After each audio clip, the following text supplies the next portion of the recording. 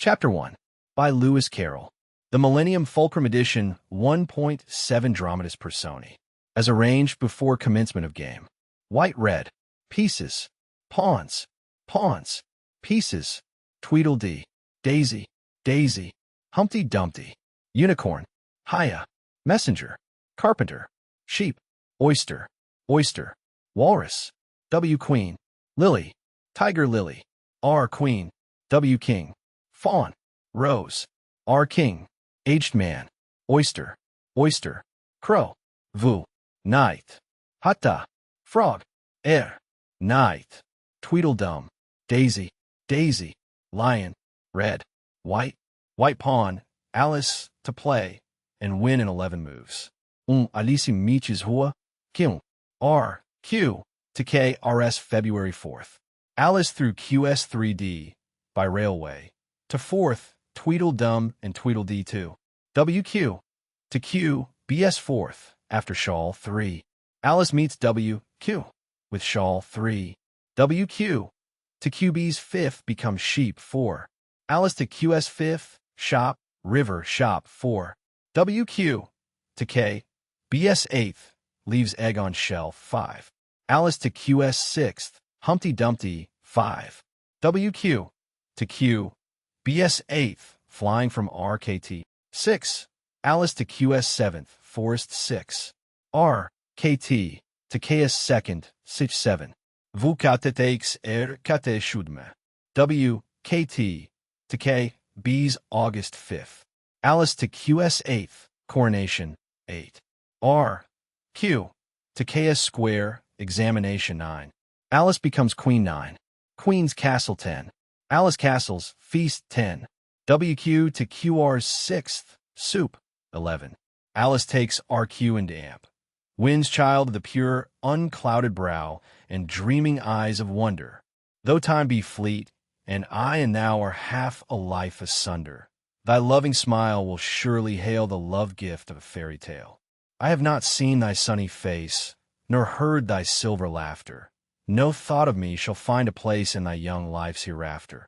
Enough that now thou wilt not fail to listen to my fairy tale. A tale begun in other days, when summer suns were glowing. A simple chime that served to time the rhythm of our rowing, whose echoes live in memory yet, though envious years would say forget. Come, hearken then, ere voice of dread, with bitter tidings laden, shall summon to unwelcome bed a melancholy maiden. We are but older children, dear, who fret to find our bedtime near. Without, the frost, the blinding snow, the storm wind's moody madness. Within, the firelight's ruddy glow, and childhood's nest of gladness. The magic word shall hold thee fast. Thou shalt not heed the raving blast. And though the shadow of a sigh may tremble through the story, for happy summer days gone by, and vanished summer glory, it shall not touch with breath of bale the pleasance of our fairy tale. Chapter 2. Contents. Chapter 1. Looking Glass House. Chapter 2. The Garden of Live Flowers. Chapter 3. Looking Glass Insects. Chapter 4.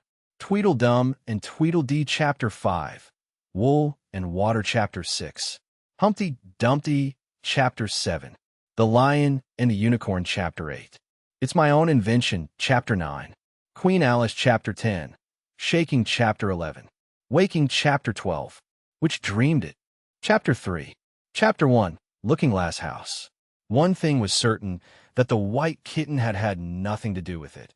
It was the black kitten's fault entirely. For the white kitten had been having its face washed by the old cat for the last quarter of an hour, and bearing it pretty well considering. So you see that it couldn't have had any hand in the mischief. The way Dinah washed her children's faces was this. First she held the poor thing down by its ear with one paw, and then with the other paw she rubbed its face all over, the wrong way, beginning at the nose.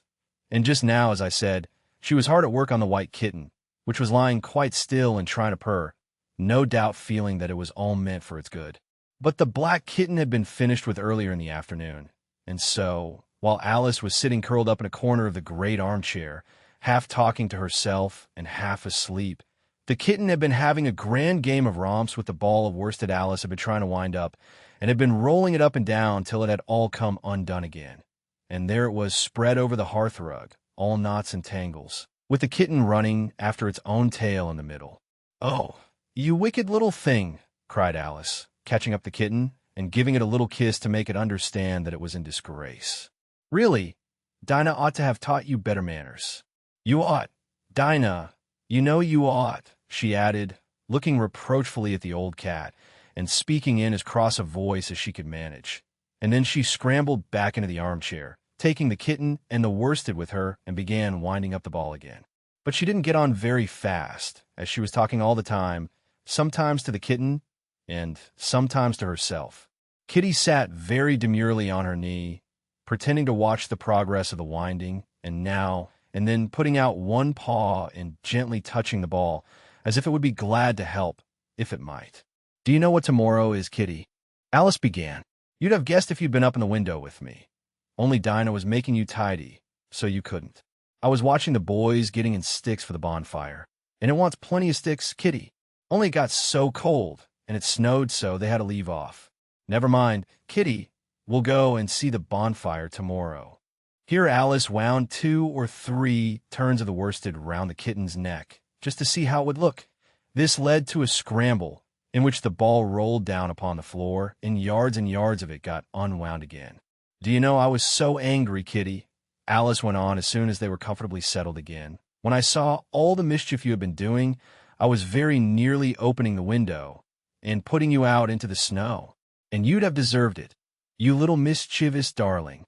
What have you got to say for yourself? Now don't interrupt me," she went on, holding up one finger. "I'm going to tell you all your faults. Number 1, you squeaked twice while Dinah was washing her face this morning. Now you can't deny it, Kitty. I heard you. What's that you say?" Pretending that the kitten was speaking.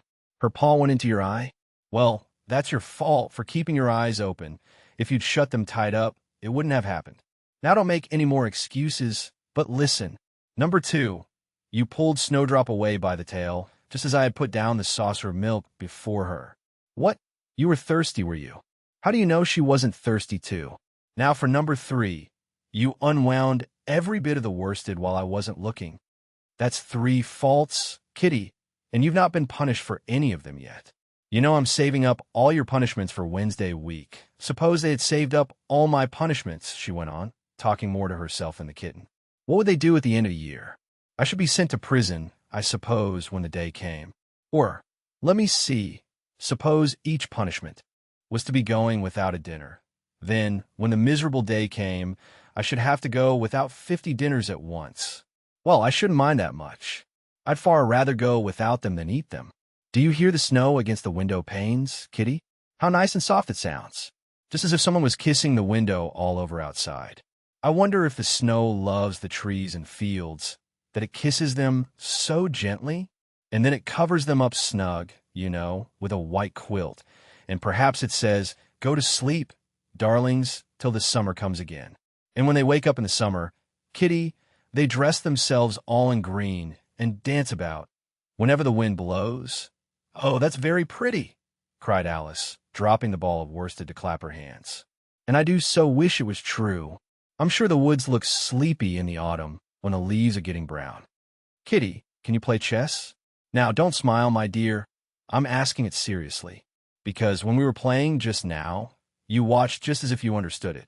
And when I said check, you purred. Well, it was a nice check, Kitty, and really I might have won if it hadn't been for that nasty knight that came wiggling down among my pieces. Kitty dear, let's pretend." And here I wish I could tell you half the things Alice used to say, beginning with her favorite phrase, "Let's pretend." She had had quite a long argument with her sister only the day before, all because Alice had begun with "Let's pretend we're kings and queens," and her sister, who liked being very exact, had argued that they couldn't because there were only 2 of them, and Alice had been reduced at last to say, "Well, you can be one of them then, and I'll be all the rest." And once she had really frightened her old nurse by shouting suddenly in her ear, "Nurse, do let's pretend that I'm a hungry hyena and you're a bone." But this is taking us away from Alice's speech to the kitten. "Let's pretend that you're the Red Queen, Kitty. Do you know, I think if you sat up and folded your arms, you'd look exactly like her. Now do try. There's a dear." And Alice got the red queen off the table and set it up before the kitten as a model for it to imitate. However, the thing didn't succeed, principally, Alice said, because the kitten wouldn't fold its arms properly. So, to punish it, she held it up to the looking-glass, that it might see how sulky it was, and if you're not good directly, she added, I'll put you through into Looking-Glass House. How would you like that? Now, if you'll only attend, Kitty, and not talk so much, I'll tell you all my ideas about Looking-Glass House. First, there's the room you can see through the glass. That's just the same as our drawing room, only the things go the other way. I can see all of it when I get upon a chair, all but the bit behind the fireplace. Oh, I do so wish I could see that bit. I want so much to know whether they've a fire in the winter. You never can tell, unless our fire smokes, and then smoke comes up in that room too. But that may be only pretense, just to make it look as if they had a fire. Well then, the books are something like our books, only the words go the wrong way. I know that because I've held up one of our books to the glass, and then they hold up one in the other room. How would you like to live in Looking-Glass House, Kitty? I wonder if they give you milk in there? Perhaps Looking-Glass milk isn't good to drink, but oh, Kitty. Now we come to the passage. You can just see a little peep of the passage in Looking-Glass House if you leave the door of our drawing room wide open, and it's very like our passage as far as you can see, only it may be quite different on beyond. Oh, Kitty, how nice it would be if we could only get through in a Looking-Glass House. I'm sure it's got, such beautiful things in it. Let's pretend there's a way of getting through into it. Somehow, Kitty. Let's pretend the glass has got all soft like gauze so that we can get through. Why, it's turning into a sort of mist now. I declare, it'll be easy enough to get through. She was up on the chimney piece while she said this, though she hardly knew how she had got there. And certainly the glass was beginning to melt away, just like a bright silvery mist. In another moment Alice was through the glass, and had jumped lightly down into the looking-glass room. The very first thing she did was to look whether there was a fire in the fireplace, and she was quite pleased to find that there was a real one, blazing away as brightly as the one she had left behind. So I shall be as warm here as I was in the old room, thought Alice. Warmer, in fact, because there'll be no one here to scold me away from the fire. Oh, what fun it'll be when they see me through the glass in here and can't get at me. Then she began looking about, and noticed that what could be seen from the old room was quite common and uninteresting, but that all the rest was as different as possible. For instance, the pictures on the wall next to the fire seemed to be all alive, and the very clock on the chimney piece, you can only see the back of it in the looking-glass, had got the face of a little old man and grinned at her. They don't keep this room so tidy as the other, Alice thought to herself, as she noticed several of the chessmen down in the hearth among the cinders. But in another moment, with a little "oh" of surprise, she was down on her hands and knees watching them. The chessmen were walking about, 2 and 2. Here are the Red King and the Red Queen, Alice said in a whisper for fear of frightening them. And there are the White King and the White Queen sitting on the edge of the shovel. And here are 2 castles walking arm in arm. I don't think they can hear me, she went on, as she put her head closer down, and I'm nearly sure they can't see me. I feel somehow as if I were invisible. Here something began squeaking on the table behind Alice, and made her turn her head just in time to see one of the white pawns roll over and begin kicking. She watched it with great curiosity to see what would happen next. It is the voice of my child, the White Queen cried out as she rushed past the king, so violently that she knocked him over among the cinders. My precious Lily, my imperial kitten, and she began scrambling wildly up the side of the fender. Imperial fiddlestick, said the king, rubbing his nose, which had been hurt by the fall. He had a right to be a little annoyed with the queen, for he was covered with ashes from head to foot. Alice was very anxious to be of use, and, as the poor little Lily was nearly screaming herself into a fit, she hastily picked up the queen and set her on the table by the side of her noisy little daughter. The queen gasped and sat down. The rapid journey through the air had quite taken away her breath, and for a minute or two she could do nothing but hug the little Lily in silence. As soon as she had recovered her breath a little, she called out to the White King, who was sitting sulkily among the ashes, "Mind the volcano." "What volcano?" said the king, looking up anxiously into the fire, as if he thought that was the most likely place to find one. Blue, me up, panted the queen, who was still a little out of breath. Mind you come up, the regular way. Don't get blown up. Alice watched the White King as he slowly struggled up from bar to bar, till at last she said, Why, you'll be hours and hours getting to the table, at that rate. I'd far better help you, hadn't I? But the king took no notice of the question. It was quite clear that he could neither hear her nor see her. So Alice picked him up very gently and lifted him across more slowly than she had lifted the queen, that she mightn't take his breath away. But before she put him on the table, she thought she might as well dust him a little. He was so covered with ashes. She said afterwards that she had never seen in all her life such a face as the king made, when he found himself held in the air by an invisible hand and being dusted. He was far too much astonished to cry out, but his eyes and his mouth went on getting larger and rounder, till her hand shook so with laughing that she nearly let him drop upon the floor. Oh, please don't make such faces, my dear, she cried out, quite forgetting that the king couldn't hear her. You make me laugh so that I can hardly hold you. And don't keep your mouth so wide open. All the ashes will get into it. There, now I think you're tidy enough, she added, as she smoothed his hair and set him upon the table near the queen. The king immediately fell flat on his back and lay perfectly still, and Alice was a little alarmed at what she had done and went round the room to see if she could find any water to throw over him. However, she could find nothing but a bottle of ink, and when she got back with it she found he had recovered, and he and the queen were talking together in a frightened whisper, so low that Alice could hardly hear what they said. The king was saying, I assure you, my dear, I turned cold to the very ends of my whiskers. To which the queen replied, You haven't got any whiskers. The horror of that moment, the king went on, I shall never forget. You will, though, the queen said, if you don't make a memorandum of it.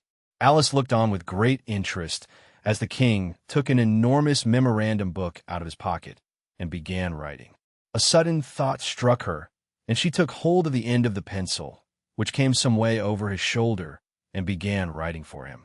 The poor king looked puzzled and unhappy, and struggled with the pencil for some time without saying anything. But Alice was too strong for him, and at last he panted out, My dear, I really must get a thinner pencil. I can't manage this one a bit. It writes all manner of things that I don't intend. What manner of things? Said the queen, looking over the book, in which Alice had put the White Knight is sliding down the poker.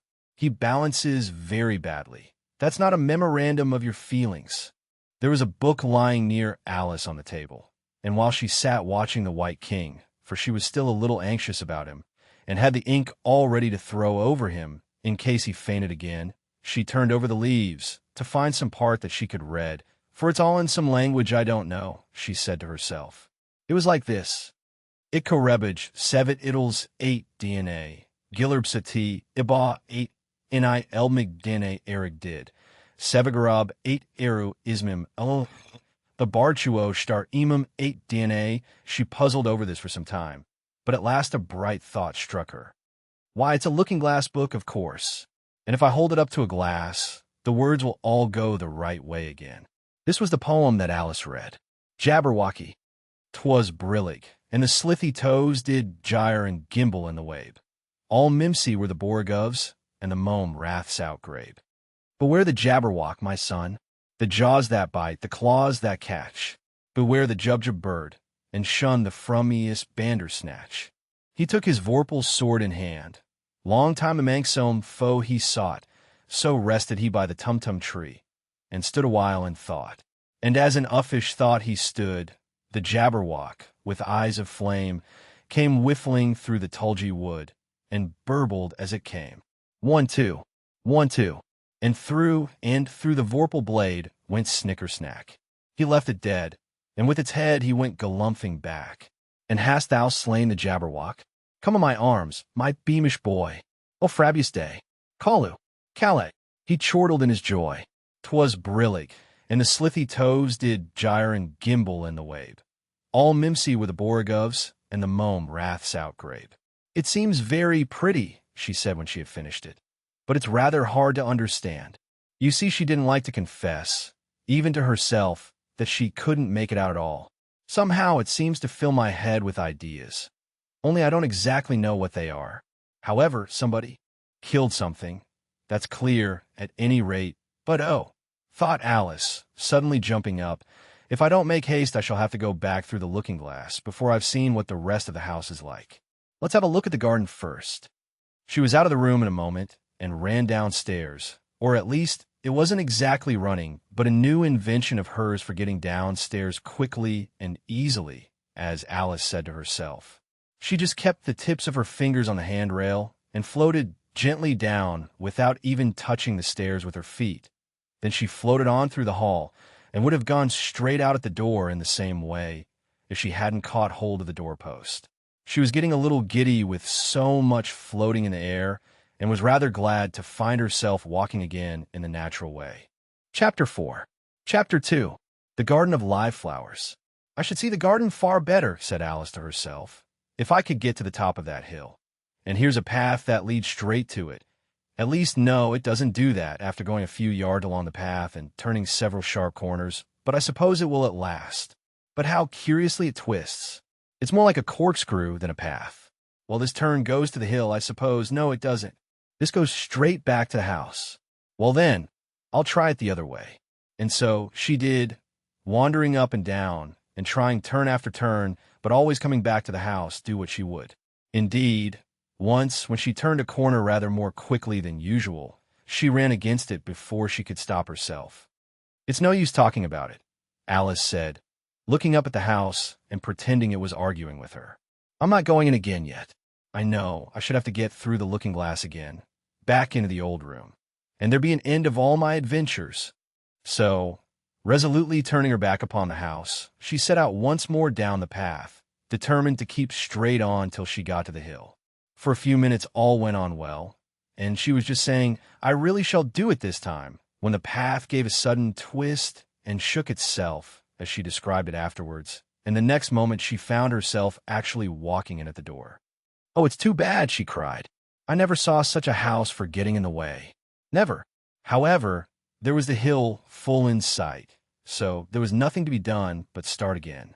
This time she came upon a large flower bed, with a border of daisies and a willow tree growing in the middle. "Oh, tiger lily," said Alice, addressing herself to one that was waving gracefully about in the wind. "I wish you could talk." "We can talk," said the tiger lily, "when there's anybody worth talking to." Alice was so astonished that she could not speak for a minute. It quite seemed to take her breath away. At length, as the tiger lily only went on waving about, she spoke again, in a timid voice, almost in a whisper. "And can all the flowers talk?" "As well as you can," said the tiger lily, "and a great deal louder."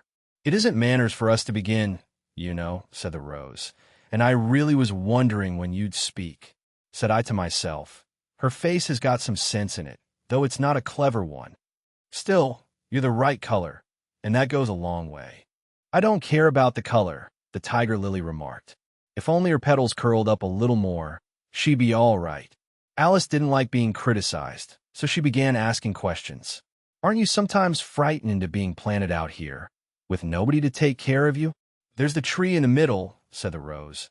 "What else is it good for?" "But what could it do, if any danger came?" Alice asked. "It says bough wuff," cried a daisy. "That's why its branches are called boughs." "Didn't you know that?" cried another daisy, and here they all began shouting together, till the air seemed quite full of little shrill voices. "Silence, every one of you!" cried the tiger lily, waving itself passionately from side to side and trembling with excitement. "They know I can't get at them," it panted, bending its quivering head towards Alice, "or they wouldn't dare to do it." "Never mind," Alice said in a soothing tone, and stooping down to the daisies, who were just beginning again, she whispered, "If you don't hold your tongues, I'll pick you." There was silence in a moment, and several of the pink daisies turned white. "That's right," said the tiger lily. "The daisies are worst of all. When one speaks, they all begin together, and it's enough to make one wither to hear the way they go on." "How is it you can all talk so nicely?" Alice said, hoping to get it into a better temper by a compliment. "I've been in many gardens before, but none of the flowers could talk." "Put your hand down and feel the ground," said the tiger lily. "Then you'll know why." Alice did so. "It's very hard," she said, "but I don't see what that has to do with it." "In most gardens," the tiger lily said, "they make the beds too soft so that the flowers are always asleep." This sounded a very good reason, and Alice was quite pleased to know it. "I never thought of that before," she said. "It's my opinion that you never think at all," the rose said in a rather severe tone. "I never saw anybody that looked stupider," a violet said, so suddenly that Alice quite jumped, for it hadn't spoken before. "Hold your tongue," cried the tiger lily. "As if you ever saw anybody. You keep your head under the leaves and snore away there till you know no more what's going on in the world than if you were a bud. Are there any more people in the garden besides me?" Alice said, not choosing to notice the rose's last remark. "There's one other flower in the garden that can move about like you," said the rose. "I wonder how you do it." "You're always wondering," said the tiger lily, "but she's more bushy than you are." "Is she like me?" Alice asked eagerly, for the thought crossed her mind. "There's another little girl in the garden, somewhere." "Well, she has the same awkward shape as you," the rose said, "but she's redder, and her petals are shorter, I think. Her petals are done up close, almost like a dahlia," the tiger lily interrupted, "not tumbled about anyhow, like yours." "But that's not your fault," the rose added kindly. "You're beginning to fade, you know, and then one can't help one's petals getting a little untidy." Alice didn't like this idea at all, so, to change the subject, she asked, "Does she ever come out here?" "I dare say you'll see her soon," said the rose. "She's one of the thorny kind." "Where does she wear the thorns?" Alice asked with some curiosity. "Why, all round her head, of course," the rose replied. "I was wondering you hadn't got some too. I thought it was the regular rule." "She's coming," cried the larkspur. "I hear her footstep, thump, thump, thump, along the gravel walk." Alice looked round eagerly and found that it was the Red Queen. "She's grown a good deal," was her first remark. She had indeed. When Alice first found her in the ashes, she had been only 3 inches high, and here she was half a head taller than Alice herself. "It's the fresh air that does it," said the rose. "Wonderfully fine air it is, out here." "I think I'll go and meet her," said Alice, for, though the flowers were interesting enough, she felt that it would be far grander to have a talk with a real queen. "You can't possibly do that," said the rose.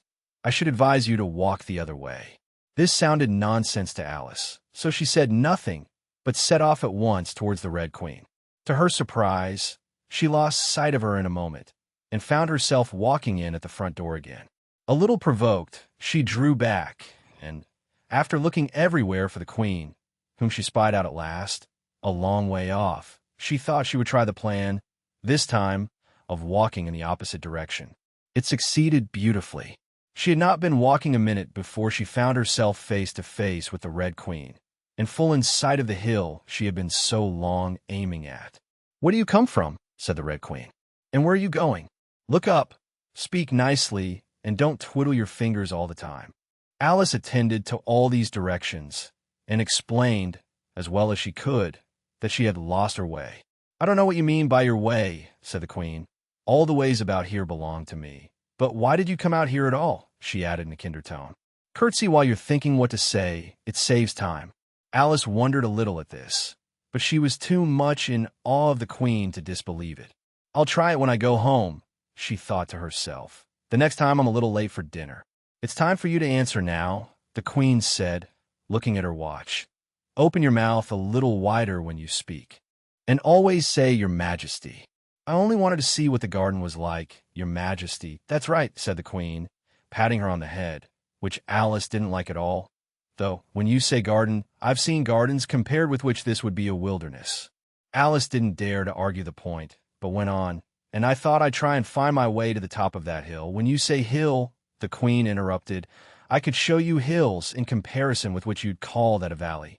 "No, I shouldn't," said Alice, surprised into contradicting her at last. "A hill can't be a valley, you know. That would be nonsense." The Red Queen shook her head. "You may call it nonsense if you like," she said, "but I've heard nonsense, compared with which that would be as sensible as a dictionary." Alice curtsied again, as she was afraid from the Queen's tone that she was a little offended, and they walked on in silence till they got to the top of the little hill. For some minutes Alice stood without speaking, looking out in all directions over the country. And a most curious country it was. There were a number of tiny little brooks running straight across it from side to side, and the ground between was divided up into squares by a number of little green hedges that reached from brook to brook. I declare it's marked out, just like a large chessboard. Alice said at last, "There ought to be some men moving about somewhere." And so there are, she added in a tone of delight, and her heart began to beat quick with excitement as she went on. It's a great, huge game of chess that's being played all over the world, if this is the world at all, you know. Oh, what fun it is. How I wish I was one of them. I wouldn't mind being a pawn, if only I might join. Though, of course, I should like to be a queen best. She glanced rather shyly at the real queen as she said this, but her companion only smiled pleasantly and said, "That's easily managed. You could be the white queen's pawn, if you like, as Lily's too young to play, and you're in the second square to begin with. When you get to the 8th square, you'll be a queen." Just at this moment, somehow or other, they began to run. Alice never could quite make out, in thinking it over afterwards, how it was that they began. All she remembers is that they were running hand in hand, and the queen went so fast that it was all she could do to keep up with her. And still the queen kept crying, "Faster, faster." But Alice felt she could not go faster, though she had not breath left to say so. The most curious part of the thing was that the trees and the other things round them never changed their places at all. However fast they went, they never seemed to pass anything. "I wonder if all the things move along with us," thought poor, puzzled Alice. And the queen seemed to guess her thoughts, for she cried, "Faster. Don't try to talk." Not that Alice had any idea of doing that. She felt as if she would never be able to talk again. She was getting so much out of breath. And still the queen cried, "Faster, faster," and dragged her along. "Are we nearly there?" Alice managed to pan out at last. "Nearly there," the queen repeated. "Why, we passed it 10 minutes ago." "Faster." And they ran on for a time in silence, with the wind whistling in Alice's ears, and almost blowing her hair off her head, she fancied. "Now, now," cried the queen. "Faster, faster." And they went so fast that at last they seemed to skim through the air, hardly touching the ground with their feet, till suddenly, just as Alice was getting quite exhausted, they stopped, and she found herself sitting on the ground, breathless and giddy. The queen propped her up against a tree, and said kindly, "You may rest a little now." Alice looked round her in great surprise. "Why, I do believe we've been under this tree the whole time. Everything's just as it was." "Of course it is," said the queen. "What would you have it?" "Well, in our country," said Alice, still panting little, you'd generally get to somewhere else, if you ran very fast for a long time, as we've been doing. "A slow sort of country," said the queen. "Now here, you see, it takes all the running you can do to keep in the same place. If you want to get somewhere else, you must run at least twice as fast as that." "I'd rather not try, please," said Alice. "I'm quite content to stay here, only I am so hot and thirsty." "I know what you'd like," the queen said good-naturedly, taking a little box out of her pocket. "Have a biscuit." Alice thought it would not be civil to say no, though it wasn't at all what she wanted. So she took it and ate it as well as she could, and it was very dry, and she thought she had never been so nearly choked in all her life. "While you're refreshing yourself," said the queen, "I'll just take the measurements." And she took a ribbon out of her pocket, marked in inches, and began measuring the ground and sticking little pegs in here and there. "At the end of 2 yards," she said, putting in a peg to mark the distance, "I shall give you your directions. Have another biscuit?" "No, thank you," said Alice. "One's quite enough." "Thirst quenched, I hope," said the queen. Alice did not know what to say to this, but luckily the queen did not wait for an answer, but went on. "At the end of 3 yards, I shall repeat them, for fear of your forgetting them. At the end of 4, I shall say goodbye. And at the end of 5, I shall go." She had got all the pegs put in by this time, and Alice looked on with great interest as she returned to the tree and then began slowly walking down the row. At the 2-yard peg, she faced round and said, "A pawn goes 2 squares in its first move, you know. So you'll go very quickly through the 3rd square, by railway, I should think, and you'll find yourself in the 4th square in no time. Well, that square belongs to Tweedledum and Tweedledee. The 5th is mostly water, The 6 belongs to Humpty Dumpty. But you make no remark? I didn't know how to make one. Just then, Alice faltered out. You should have said, it's extremely kind of you to tell me all this. However, we'll suppose it said. The 7th square is all forest. However, one of the knights will show you the way. And in the 8th square, we shall be queens together. And it's all feasting and fun. Alice got up and curtsied and sat down again. At the next peg, the queen turned again, and this time she said, speak in French when you can't think of the English for a thing. Turn out your toes as you walk, and remember who you are. She did not wait for Alice to curtsy this time, but walked on quickly to the next peg, where she turned for a moment to say goodbye, and then hurried on to the last. How it happened, Alice never knew, but exactly as she came to the last peg, she was gone. Whether she vanished into the air, or whether she ran quickly into the wood, and she can run very fast, thought Alice. There was no way of guessing, but she was gone, and Alice began to remember that she was a pawn, and that it would soon be time for her to move. Chapter 5, Chapter III, Looking-Glass Insects. Of course, the first thing to do was to make a grand survey of the country she was going to travel through. It's something very like learning geography, thought Alice, as she stood on tiptoe in hopes of being able to see a little further. Principal rivers, there are none. Principal mountains, I'm on the only one, but I don't think it's got any name. Principal towns, why, where are those creatures making honey down there? They can't be bees. Nobody ever saw bees a mile off, you know. And for some time she stood silent, watching one of them that was bustling about among the flowers, poking its proboscis into them, just as if it was a regular bee, thought Alice. However, this was anything but a regular bee. In fact, it was an elephant, as Alice soon found out, though the idea quite took her breath away at first. And what enormous flowers they must be, was her next idea. Something like cottages with the roofs taken off and stalks put to them. And what quantities of honey they must make. I think I'll go down and... No, I won't just yet, she went on, checking herself just as she was beginning to run down the hill and trying to find some excuse for turning shy so suddenly. It'll never do to go down among them without a good long branch to brush them away. And what fun it'll be when they ask me how I like my walk. I shall say, oh, I like it well enough. Here came the favorite little toss of the head, only it was so dusty and hot, and the elephants did tease so. I think I'll go down the other way, she said after a pause, and perhaps I may visit the elephants later on. Besides, I do so want to get into the 3rd square. So with this excuse, she ran down the hill and jumped over the first of the 6 little brooks. Asterisk, asterisk, asterisk, asterisk, asterisk, asterisk, asterisk, asterisk, asterisk, asterisk, asterisk, asterisk, asterisk, asterisk, asterisk, asterisk, asterisk, asterisk, asterisk, asterisk. Tickets, please, said the guard, putting his head in at the window. In a moment, everybody was holding out a ticket. They were about the same size as the people, and quite seemed to fill the carriage. Now then, show your ticket, child, the guard went on, looking angrily at Alice. And a great many voices all said together, like the chorus of a song, thought Alice, don't keep him waiting, child. Why, his time is worth £1,000 a minute. I'm afraid I haven't got one, Alice said in a frightened tone. There wasn't a ticket office where I came from. And again the chorus of voices went on. There wasn't room for one where she came from. The land there is worth £1,000 an inch. Don't make excuses, said the guard. You should have bought one from the engine driver. And once more the chorus of voices went on with the man that drives the engine. Why, the smoke alone is worth £1,000 a puff.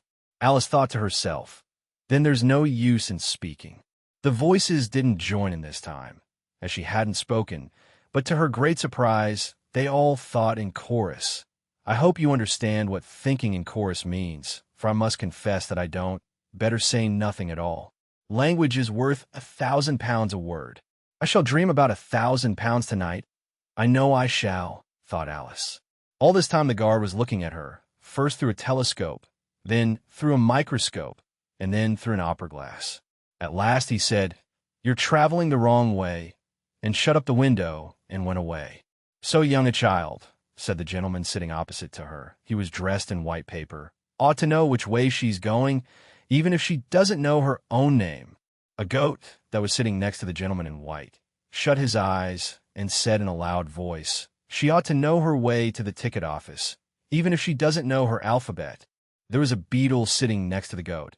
It was a very queer carriage full of passengers altogether, and, as the rules seemed to be that they should all speak in turn, he went on with, "She'll have to go back from here as luggage." Alice couldn't see who was sitting beyond the beetle, but a hoarse voice spoke next.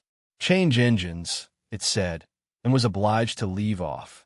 "It sounds like a horse," Alice thought to herself. And an extremely small voice, close to her ear, said, "You might make a joke on that. Something about horse and horse, you know." Then a very gentle voice in the distance said, "She must be labeled Lass with care, you know." And after that other voices went on. "What a number of people there are in the carriage," thought Alice, saying, "She must go by post, as she's got a head on her. She must be sent as a message by the telegraph. She must draw the train herself the rest of the way," and so on. But the gentleman dressed in white paper leaned forwards and whispered in her ear, "Never mind what they all say, my dear, but take a return ticket every time the train stops." "Indeed I shan't," Alice said rather impatiently.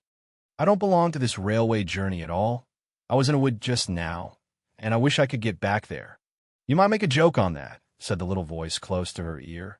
"Something about you would if you could, you know." "Don't tease so," said Alice, looking about in vain to see where the voice came from. "If you're so anxious to have a joke made, why don't you make one yourself?" The little voice sighed deeply. It was very unhappy, evidently, and Alice would have said something pitying to comfort it, if it would only sigh like other people, she thought. But this was such a wonderfully small sigh that she wouldn't have heard it at all if it hadn't come quite close to her ear. The consequence of this was that it tickled her ear very much, and quite took off her thoughts from the unhappiness of the poor little creature. "I know you are a friend," the little voice went on, "a dear friend and an old friend. And you won't hurt me, though I am an insect." "What kind of insect?" Alice inquired a little anxiously. What she really wanted to know was whether it could sting or not, but she thought this wouldn't be quite a civil question to ask. "What, then you don't—" the little voice began, when it was drowned by a shrill scream from the engine, and everybody jumped up in alarm, Alice among the rest. The horse, who had put his head out of the window, quietly drew it in and said, "It's only a brook we have to jump over." Everybody seemed satisfied with this, though Alice felt a little nervous at the idea of trains jumping at all. "However, it'll take us into the fourth square. That's some comfort," she said to herself. In another moment, she felt the carriage rise straight up into the air, and in her fright, she caught at the thing nearest to her hand, which happened to be the goat's beard. Asterisk, asterisk, asterisk, asterisk, asterisk, asterisk, asterisk, asterisk, asterisk, asterisk, asterisk, asterisk, asterisk, asterisk, asterisk, asterisk, asterisk, asterisk, asterisk, asterisk, but the beard seemed to melt away as she touched it, and she found herself sitting quietly under a tree, while the gnat, for that was the insect she had been talking to, was balancing itself on a twig just over her head and fanning her with its wings. It certainly was a very large gnat, about the size of a chicken, Alice thought. Still, she couldn't feel nervous with it, after they had been talking together so long. "Then you don't like all insects?" the gnat went on, as quietly as if nothing had happened. "I like them when they can talk," Alice said. "None of them ever talk, where I come from." "What sort of insects do you rejoice in, where you come from?" the gnat inquired. "I don't rejoice in insects at all," Alice explained, "because I'm rather afraid of them, at least the large kinds. But I can tell you the names of some of them." "Of course they answer to their names," the gnat remarked carelessly. "I never knew them to do it." "What's the use of their having names?" the gnat said, "if they won't answer to them." "No use to them," said Alice, "but it's useful to the people who name them, I suppose. If not, why do things have names at all?" "I can't say," the gnat replied. "Further on, in the wood down there, they've got no names. However, go on with your list of insects. You're wasting time." "Well, there's the horsefly," Alice began, counting off the names on her fingers. "All right," said the gnat. "Halfway up that bush, you'll see a rocking horsefly. If you look, it's made entirely of wood, and gets about by swinging itself from branch to branch." "What does it live on?" Alice asked with great curiosity. Sap and sawdust, said the gnat. Go on with the list. Alice looked up at the rocking horse fly with great interest and made up her mind that it must have been just repainted. It looked so bright and sticky. And then she went on. And there's the dragonfly. Look on the branch above your head, said the gnat, and there you'll find a snap-dragonfly. Its body is made of plum pudding, its wings of holly leaves, and its head is a raisin burning in brandy. And what does it live on? Frumenty and mince pie, the gnat replied, and it makes its nest in a Christmas box. And then there's the butterfly, Alice went on, after she had taken a good look at the insect with its head on fire, and had thought to herself, I wonder if that's the reason insects are so fond of flying into candles, because they want to turn into snap-dragonflies. Crawling at your feet, said the gnat. Alice drew her feet back in some alarm. You may observe a bread and butter fly. Its wings are thin slices of bread and butter. Its body is a crust, and its head is a lump of sugar. And what does it live on? Weak tea with cream in it. A new difficulty came into Alice's head. Supposing it couldn't find any, she suggested. Then it would die, of course. But that must happen very often, Alice remarked thoughtfully. It always happens, said the gnat. After this, Alice was silent for a minute or two, pondering. The gnat amused itself meanwhile by humming round and round her head. At last it settled again and remarked, I suppose you don't want to lose your name? No, indeed, Alice said a little anxiously. And yet I don't know, the gnat went on in a careless tone. Only think how convenient it would be if you could manage to go home without it. For instance, if the governess wanted to call you to your lessons, she would call out, come here, and there she would have to leave off, because there wouldn't be any name for her call, and of course you wouldn't have to go, you know. That would never do, I'm sure, said Alice. The governess would never think of excusing me lessons for that. If she couldn't remember my name, she'd call me Miss, as the servants do. Well, if she said Miss, and didn't say anything more, the gnat remarked, of course you'd miss your lessons. That's a joke. I wish you had made it. Why do you wish I had made it? Alice asked. It's a very bad one. But the gnat only sighed deeply, while two large tears came rolling down its cheeks. You shouldn't make jokes, Alice said, if it makes you so unhappy. Then came another of those melancholy little sighs, and this time the poor gnat really seemed to have sighed itself away, for when Alice looked up, there was nothing whatever be seen on the twig, and, as she was getting quite chilly with sitting still so long, she got up and walked on. She very soon came to an open field, with a wood on the other side of it. It looked much darker than the last wood, and Alice felt a little timid about going into it. However, on second thoughts, she made up her mind to go on, for I certainly won't go back, she thought to herself, and this was the only way to the 8th square. This must be the wood, she said thoughtfully to herself, where things have no names. I wonder what'll become of my name when I go in. I shouldn't like to lose it at all, because they'd have to give me another, and it would be almost certain to be an ugly one. But then the fun would be trying to find the creature that had got my old name. That's just like the advertisements, you know, when people lose dogs, answers to the name of Dash, had on a brass collar, just fancy calling everything you met Alice. Till one of them answered. Only they wouldn't answer at all, if they were wise. She was rambling on in this way when she reached the wood. It looked very cool and shady. Well, at any rate, it's a great comfort, she said as she stepped under the trees, after being so hot, to get into what? She went on, rather surprised at not being able to think of the word. I mean to get under this, you know, putting her hand on the trunk of the tree. What does it call itself, I wonder? I do believe it's got no name. Why, to be sure it hasn't. She stood silent for a minute, thinking. Then she suddenly began again. Then it really has happened, after all. And now, who am I? I will remember, if I can. I'm determined to do it. But being determined didn't help much, and all she could say, after a great deal of puzzling, was L. I know it begins with L. Just then a fawn came wandering by. It looked at Alice with its large, gentle eyes, but didn't seem at all frightened. Here then, Alice said, as she held out her hand and tried to stroke it, but it only started back a little, and then stood looking at her again. What do you call yourself? The fawn said at last. Such a soft, sweet voice it had. I wish I knew, thought poor Alice. She answered, rather sadly, Nothing just now. Think again, it said. That won't do. Alice thought, but nothing came of it. Please, would you tell me what you call yourself? She said timidly. I think that might help a little. I'll tell you, if you'll move a little further on, the fawn said. I can't remember here. So they walked on together through the wood, Alice with her arms clasped lovingly round the soft neck of the fawn, till they came out into another open field, and here the fawn gave a sudden bound into the air, and shook itself free from Alice's arms.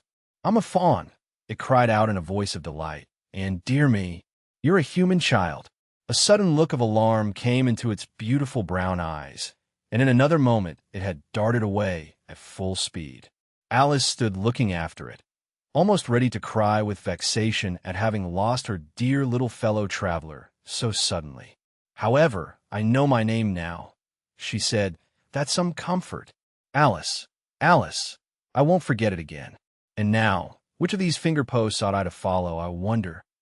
It was not a very difficult question to answer, as there was only one road through the wood, and the two finger posts both pointed along it. I'll settle it, Alice said to herself, when the road divides and they point different ways. But this did not seem likely to happen. She went on and on, a long way, but wherever the road divided there were sure to be two finger posts pointing the same way. One marked to Tweedledum's house, and the other to the house of Tweedledee. I do believe, said Alice at last, that they live in the same house. I wonder I never thought of that before, but I can't stay there long. I'll just call and say, how'd you do? And ask them the way out of the wood. If I could only get to the 8th square before it gets dark. So she wandered on, talking to herself as she went, till, on turning a sharp corner, she came upon two fat little men, so suddenly that she could not help starting back. But in another moment she recovered herself, feeling sure that they must be. Chapter IV. Tweedledum and Tweedledee. They were standing under a tree, each with an arm round the other's neck, and Alice knew which was which in a moment, because one of them had DUM embroidered on his collar, and the other D. I suppose they've each got TWDLE round at the back of the collar, she said to herself. They stood so still that she quite forgot they were alive, and she was just looking round to see if the word TWDLE was written at the back of each collar, when she was startled by a voice coming from the one marked DUM. If you think we're waxworks, he said, you ought to pay, you know. Waxworks weren't made to be looked at for nothing, nohow. Contrariwise, added the one marked E, if you think we're alive, you ought to speak. I'm sure I'm very sorry, was all Alice could say, for the words of the old song kept ringing through her head like the ticking of a clock, and she could hardly help saying them out loud. Tweedledum and Tweedledee agreed to have a battle, for Tweedledum said Tweedledee had spoiled his nice new rattle. Just then flew down a monstrous crow, as black as a tar barrel, which frightened both the heroes so they quite forgot their quarrel. I know what you're thinking about, said Tweedledum, but it isn't so nohow. Contrariwise, continued Tweedledee, if it was so, it might be, and if it were so, it would be, but as it isn't, it ain't. That's logic. I was thinking, Alice said very politely, which is the best way out of this wood. It's getting so dark. Would you tell me, please? But the little men only looked at each other and grinned.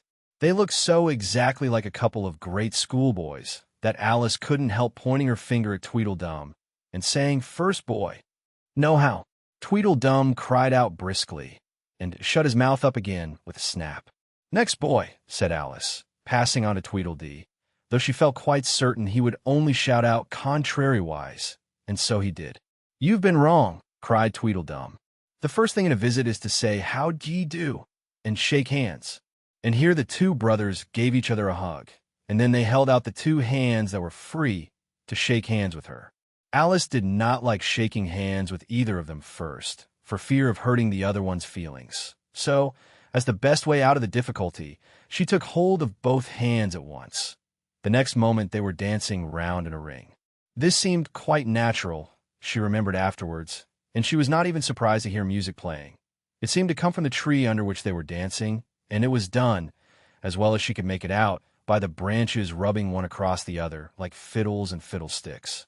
But it certainly was funny, Alice said afterwards, when she was telling her sister the history of all this. to find myself singing Here We Go Round the Mulberry Bush. I don't know when I began it, but somehow I felt as if I'd been singing it a long, long time. The other two dancers were fat and very soon out of breath. 4 times round is enough for one dance. Tweedledum panted out, and they left off dancing as suddenly as they had begun. The music stopped at the same moment.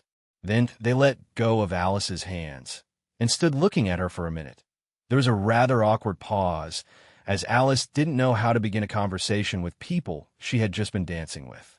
It would never do to say, "How d'ye do?" now, she said to herself.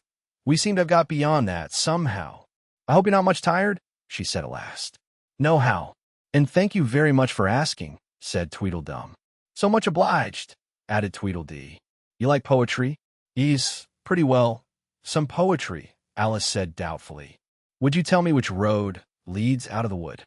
What shall I repeat to her? Said Tweedledee, looking round at Tweedledum with great solemn eyes and not noticing Alice's question. The walrus and the carpenter is the longest, Tweedledum replied, giving his brother an affectionate hug. Tweedledee began instantly. The sun was shining. Here Alice ventured to interrupt him. If it's very long, she said as politely as she could, would you please tell me first which road? Tweedledee smiled gently and began again. The sun was shining on the sea, shining with all his might. He did his very best to make the billows smooth and bright. And this was odd, because it was the middle of the night. The moon was shining sulkily, because she thought the sun had got no business to be there after the day was done. It's very rude of him, she said, to come and spoil the fun. The sea was wet as wet could be. The sand were dry as dry. You could not see a cloud because no cloud was in the sky. No bird were flying overhead. There were no birds to fly. The walrus and the carpenter were walking close at hand. They wept like anything to see such quantities of sand. If this were only cleared away, they said, it would be grand. If 7 maids with 7 mops swept it for half a year, do you suppose, the walrus said, that they could get it clear? I doubt it, said the carpenter, and shed a bitter tear. Oh, oysters, come and walk with us. The walrus did beseech. A pleasant walk, a pleasant talk, along the briny beach. We cannot do with more than 4, to give a hand to each. The eldest oyster looked at him, but never a word he said. The eldest oyster winked his eye and shook his heavy head, meaning to say he did not choose to leave the oyster bed. But 4 young oysters hurried up, all eager for the treat. Their coats were brushed, their faces washed, their shoes were clean and neat, and this was odd because, they hadn't any feet. 4 other oysters followed them, and yet another 4, and thick and fast they came at last, and more, and more, and more, all hopping through the frothy waves and scrambling to the shore. The walrus and the carpenter walked on a mile or so, and then they rested on a rock conveniently low, and all the little oysters stood and waited in a row. The time has come, the walrus said, to talk of many things, of shoes and ships and sealing wax, of cabbages and kings, and why the sea is boiling hot, and whether pigs have wings.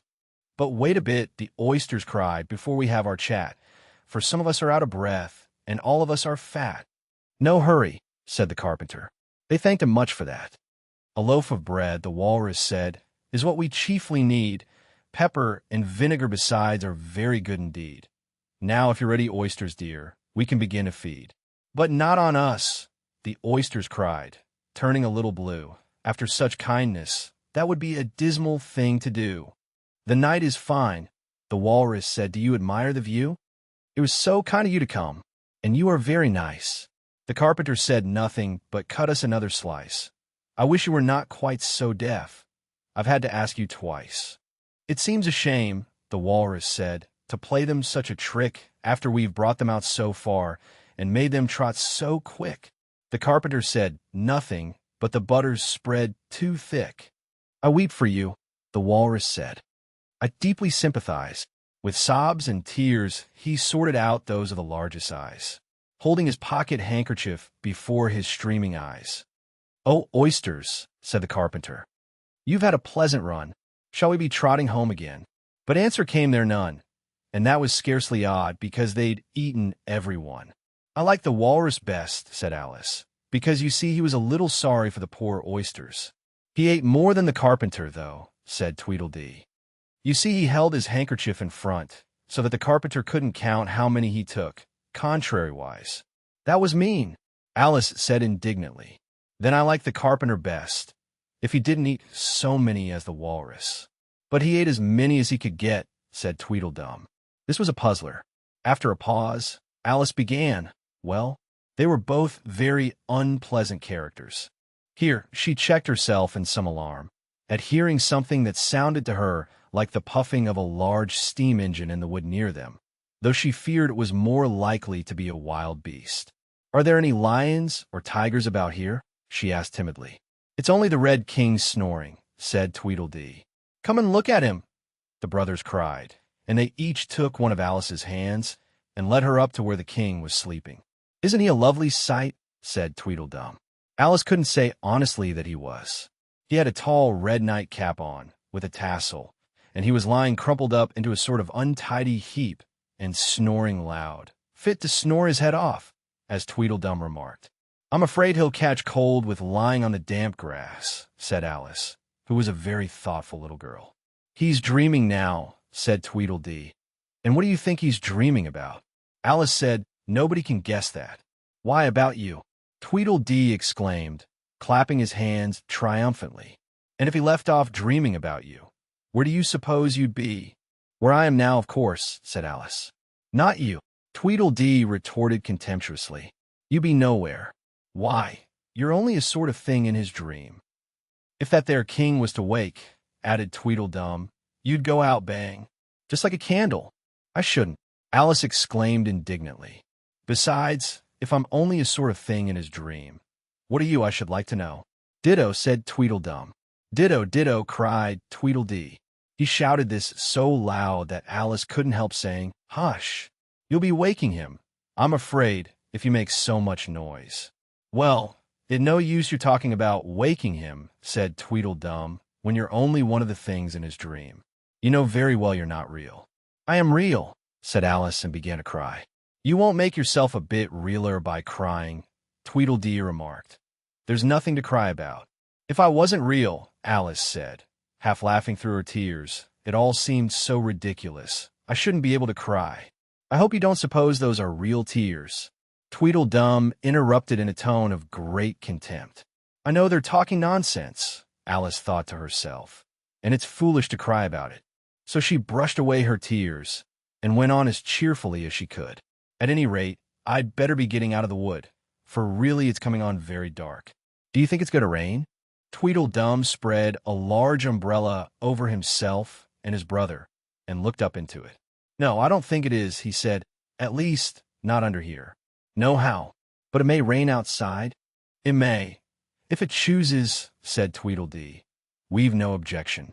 Contrariwise. Selfish things, thought Alice, and she was just going to say good night and leave them when Tweedledum sprang out from under the umbrella and seized her by the wrist. Do you see that? He said, in a voice choking with passion, and his eyes grew large and yellow all in a moment, as he pointed with a trembling finger at a small white thing lying under the tree. It's only a rattle, Alice said, after a careful examination of the little white thing. Not a rattlesnake, you know, she added hastily, thinking that he was frightened. Only an old rattle, quite old and broken. I knew it was, cried Tweedledum, beginning to stamp about wildly and tear his hair. It's spoiled, of course. Here he looked at Tweedledee, who immediately sat down on the ground and tried to hide himself under the umbrella. Alice laid her hand upon his arm and said in a soothing tone, You needn't be so angry about an old rattle. But it isn't old, Tweedledum cried, in a greater fury than ever. It's new, I tell you. I bought it yesterday, my nice new rattle. And his voice rose to a perfect scream. All this time Tweedledee was trying his best to fold up the umbrella with himself in it, which was such an extraordinary thing to do that it quite took off Alice's attention from the angry brother. But he couldn't quite succeed, and it ended in his rolling over, bundled up in the umbrella, with only his head out. And there he lay, opening and shutting his mouth and his large eyes, looking more like a fish than anything else, Alice thought. Of course you agree to have a battle? Tweedledum said in a calmer tone. I suppose so, the other sulkily replied as he crawled out of the umbrella. Only she must help us to dress up, you know. So the two brothers went off hand in hand into the wood and returned in a minute with their arms full of things, such as bolsters, blankets, hearth rugs, tablecloths, dish covers, and coal scuttles. I hope you're a good hand at pinning and tying strings, Tweedledum remarked. Every one of these things has got to go on, somehow or other. Alice said afterward she had never seen such a fuss made about anything in all her life. The way those two bustled about, and the quantity of things they put on, and the trouble they gave her in tying strings and fastening buttons. Really, they'll be more like bundles of old clothes than anything else by the time they're ready, she said to herself, as she arranged a bolster around the neck of Tweedledee, to keep his head from being cut off. As he said, you know, he added very gravely, it's one of the most serious things that can possibly happen to one in a battle, to get one's head cut off. Alice laughed aloud, but she managed to turn it into a cough for fear of hurting his feelings. Do I look very pale? Said Tweedledum, coming up to have his helmet tied on. He called a helmet, though it certainly looked much more like a saucepan. Well, yes, a little, Alice replied gently. I'm very brave generally, he went on in a low voice. Only today I happen to have a headache. And I've got a toothache, said Tweedledee, who had overheard the remark. I'm far worse off than you. Then you'd better not fight today, said Alice, thinking it a good opportunity to make peace. We must have a bit of a fight, but I don't care about going on long, said Tweedledum. What's the time now? Tweedledee looked at his watch and said 4:30. Let's fight till 6, and then have dinner, said Tweedledum. Very well, the other said, rather sadly. And she can watch us, only you'd better not come very close, he added. I generally hit everything I can see when I get really excited. And I hit everything within reach, cried Tweedledum, whether I can see it or not. Alice laughed. You must hit the trees pretty often, I should think, she said. Tweedledum looked round him with a satisfied smile. I don't suppose, he said, there'll be a tree left standing, for ever so far round, by the time we've finished. And all about a rattle, said Alice, still hoping to make them a little ashamed of fighting for such a trifle. I shouldn't have minded it so much, said Tweedledum, if it hadn't been a new one. I wish the monstrous crow would come, thought Alice. There's only one sword, you know, Tweedledum said to his brother, but you can have the umbrella. It's quite as sharp. Only we must begin quick. It's getting as dark as it can. And darker, said Tweedledee. It was getting dark so suddenly that Alice thought there must be a thunderstorm coming on. What a thick black cloud that is, she said. And how fast it comes. Why, I do believe it's got wings. It's the crow. Tweedledum cried out in a shrill voice of alarm, and the two brothers took to their heels and were out of sight in a moment. Alice ran a little way into the wood and stopped under a large tree. It can never get at me here, she thought. It's far too large to squeeze itself in among the trees. But I wish it wouldn't flap its wings so. It makes quite a hurricane in the wood. Here's somebody's shawl being blown away. Chapter 7. Chapter 5. Wool and Water. She caught the shawl as she spoke and looked about for the owner. In another moment the White Queen came running wildly through the wood, with both arms stretched out wide, as if she were flying, and Alice very civilly went to meet her with the shawl. I'm very glad I happened to be in the way, Alice said, as she helped her to put on her shawl again.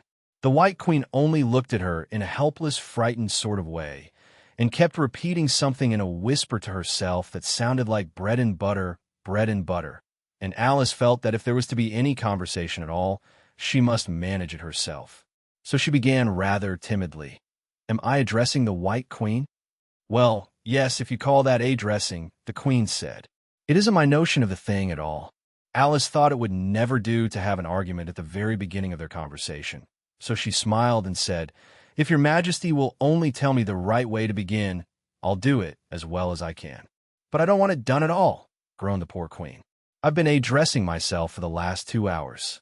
It would have been all the better, as it seemed to Alice, if she had got someone else to dress her. She was so dreadfully untidy. Every single thing's crooked, Alice thought to herself. And she's all over pins. May I put your shawl straight for you? She added aloud. I don't know what's the matter with it, the Queen said in a melancholy voice. It's out of temper, I think. I've pinned it here, and I've pinned it there, but there's no pleasing it. It can't go straight, you know, if you pin it all on one side, Alice said, as she gently put it right for her. And, dear me, what a state your hair is in. The brush has got entangled in it, the Queen said with a sigh. And I lost the comb yesterday. Alice carefully released the brush and did her best to get the hair into order. Come, you look rather better now, she said, after altering most of the pins. But really you should have a lady's maid. I'm sure I'll take you with pleasure, the Queen said. 2 a week and jam every other day. Alice couldn't help laughing as she said, I don't want you to hire me, and I don't care for jam. It's very good jam, said the Queen. Well, I don't want any today at any rate. You couldn't have it if you did want it, the Queen said. The rule is jam tomorrow and jam yesterday, but never jam today. It must come sometimes to jam today, Alice objected. No, it can't, said the Queen. It's jam every other day. Today isn't any other day, you know. I don't understand you, said Alice. It's dreadfully confusing. That's the effect of living backwards, the Queen said kindly. It always makes one a little giddy at first, living backwards. Alice repeated in great astonishment. I never heard of such a thing, but there's one great advantage in it, that one's memory works both ways. I'm sure mine only works one way, Alice remarked. I can't remember things before they happen. It's a poor sort of memory that only works backwards, the Queen remarked.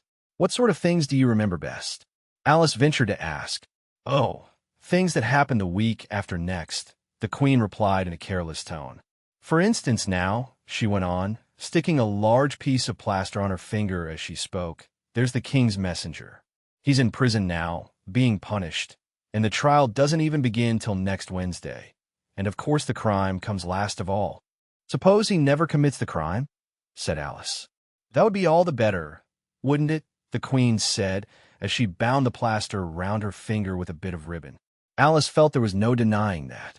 Of course it would be all the better, she said, but it wouldn't be all the better his being punished. You're wrong there, at any rate, said the Queen. Were you ever punished? Only for faults, said Alice. And you were all the better for it, I know, the Queen said. Triumphantly. Yes, but then I had done the things I was punished for, said Alice. That makes all the difference. But if you hadn't done them, the Queen said, that would have been better still, better and better and better. Her voice went higher with each better, till it got quite to a squeak at last. Alice was just beginning to say, there's a mistake somewhere, when the Queen began screaming so loud that she had to leave the sentence unfinished. Oh, oh, oh, shouted the Queen, shaking her hand about as if she wanted to shake it off. My finger's bleeding. Oh, oh, oh. Her screams were so exactly like the whistle of a steam engine that Alice had to hold both her hands over her ears. What is the matter? She said, as soon as there was a chance of making herself heard. Have you pricked your finger? I haven't pricked it yet, the Queen said, but I soon shall. Oh, oh, oh. When do you expect to do it? Alice asked, feeling very much inclined to laugh. When I fasten my shawl again, the poor Queen groaned out. The brooch will come undone directly. Oh, as she said the words, the brooch flew open, and the Queen clutched wildly at it and tried to clasp it again. Take care, cried Alice. You're holding it all crooked. And she caught at the brooch, but it was too late. The pin had slipped, and the Queen had pricked her finger. That accounts for the bleeding, you see, she said to Alice with a smile. Now you understand the way things happen here. But why don't you scream now? Alice asked, holding her hands ready to put over her ears again. Why, I've done all the screaming already, said the Queen. What will be the good of having it all over again? By this time it was getting light. The crow must have flown away, I think, said Alice. I'm so glad it's gone. I thought it was the night coming on. I wish I could manage to be glad, the Queen said. Only I never can remember the rule. You must be very happy living in this wood and being glad whenever you like. Only it is so very lonely here, Alice said in a melancholy voice, and at the thought of her loneliness, 2 large tears came rolling down her cheeks. Oh, don't go on like that, cried the poor queen, wringing her hands in despair. Consider what a great girl you are. Consider what a long way you've come today. Consider what o'clock it is. Consider anything, only don't cry. Alice could not help laughing at this, even in the midst of her tears. Can you keep from crying by considering things? She asked. That's the way it's done, the queen said with great decision. Nobody can do two things at once, you know. Let's consider your age to begin with. How old are you? I'm 7.5 exactly. You needn't say exactly, the queen remarked. I can believe it without that. Now I'll give you something to believe. I'm just 101, 5 months and a day. I can't believe that, said Alice. Can't you? The queen said in a pitying tone. Try again, draw a long breath, and shut your eyes. Alice laughed. There's no use trying, she said. One can't believe impossible things. I dare say you haven't had much practice, said the queen. When I was your age, I always did it for half an hour a day. Why? Sometimes I believed as many as 6 impossible things before breakfast. There goes the shawl again.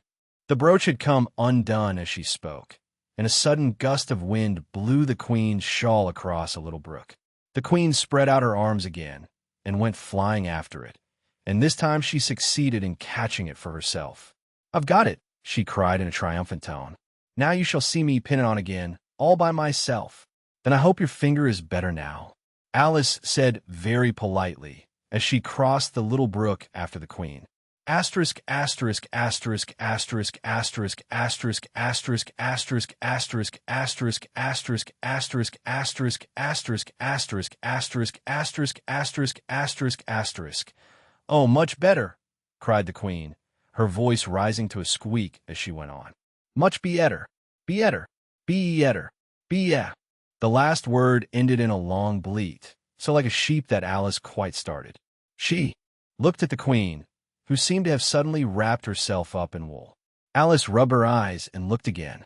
She couldn't make out what had happened at all. Was she in a shop? And was it really a sheep that was sitting on the other side of the counter? Rub as she could make nothing more of it.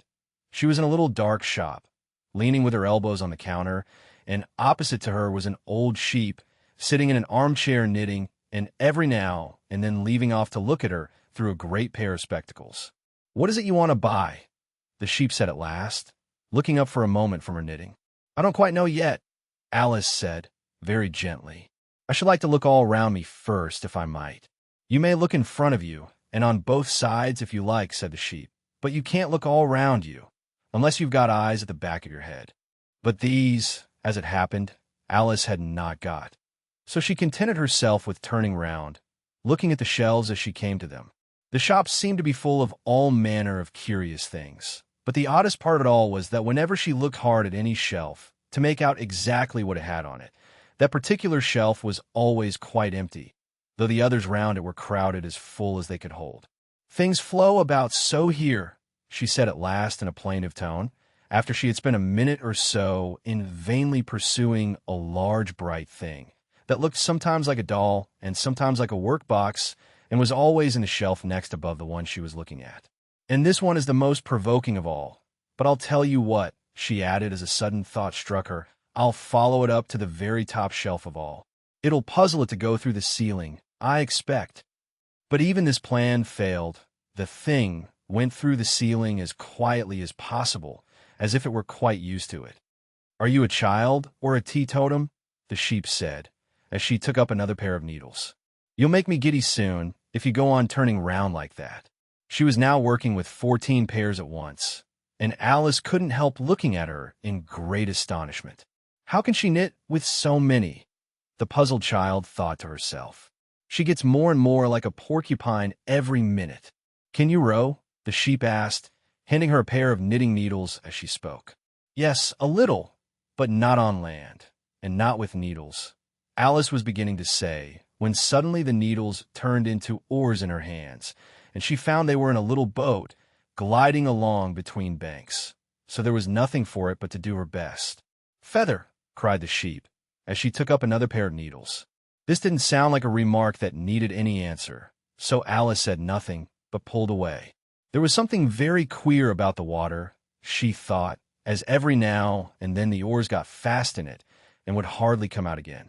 Feather, feather, the sheep cried again, taking more needles. You'll be catching a crab directly. A dear little crab, thought Alice. I should like that. Didn't you hear me say feather? The sheep cried angrily, taking up quite a bunch of needles. Indeed I did, said Alice. You've said it very often and very loud. Please, where are the crabs? In the water, of course, said the sheep, sticking some of the needles into her hair, as her hands were full. Feather, I say. Why do you say feather so often? Alice asked at last, rather vexed. I'm not a bird. You are, said the sheep. You're a little goose.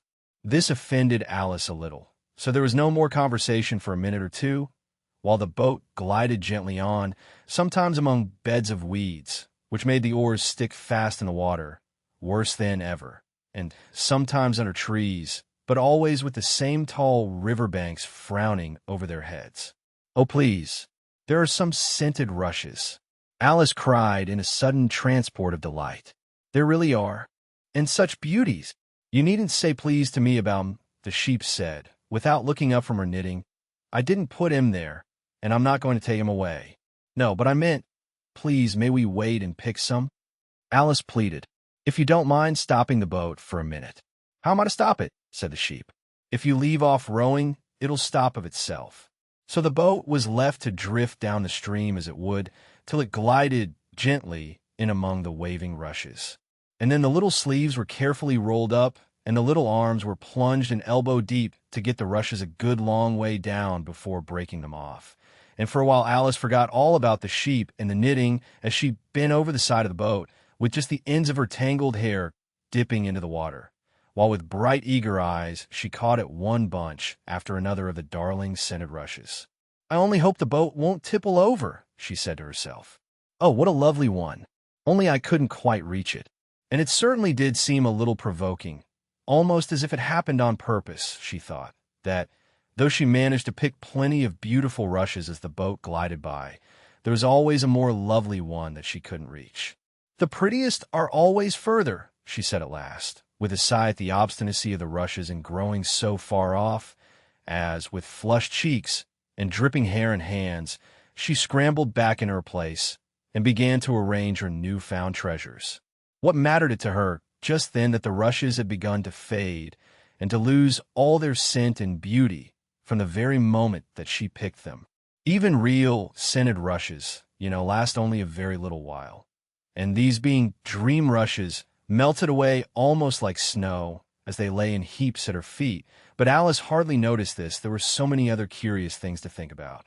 They hadn't gone much farther before the blade of one of the oars got fast in the water and wouldn't come out again.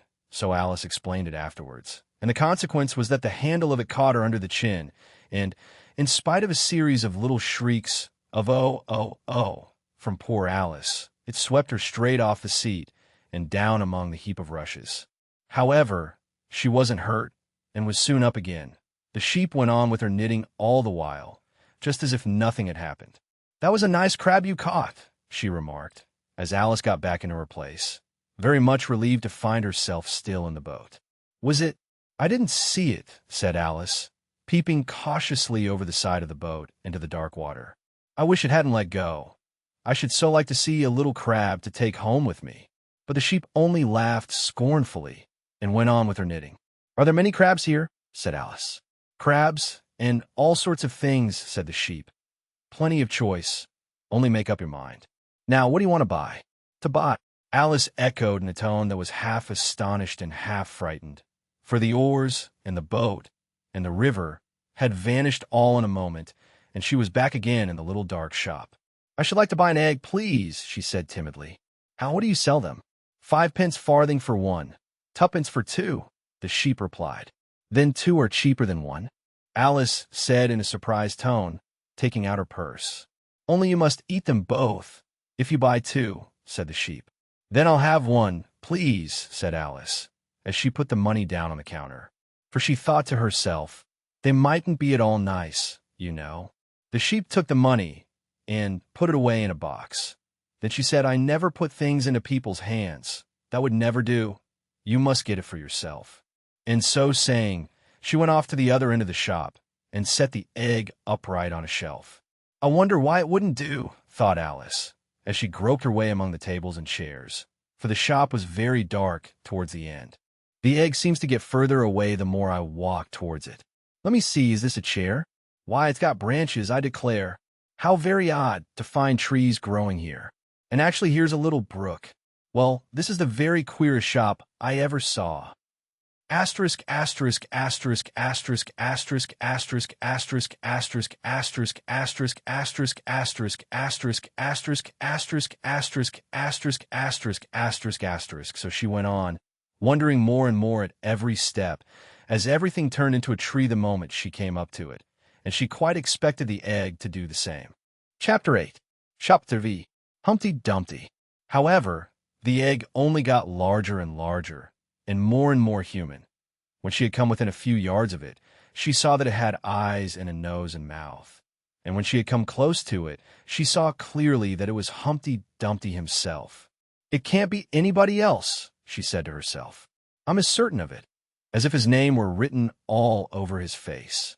It might have been written 100 times, easily, on that enormous face.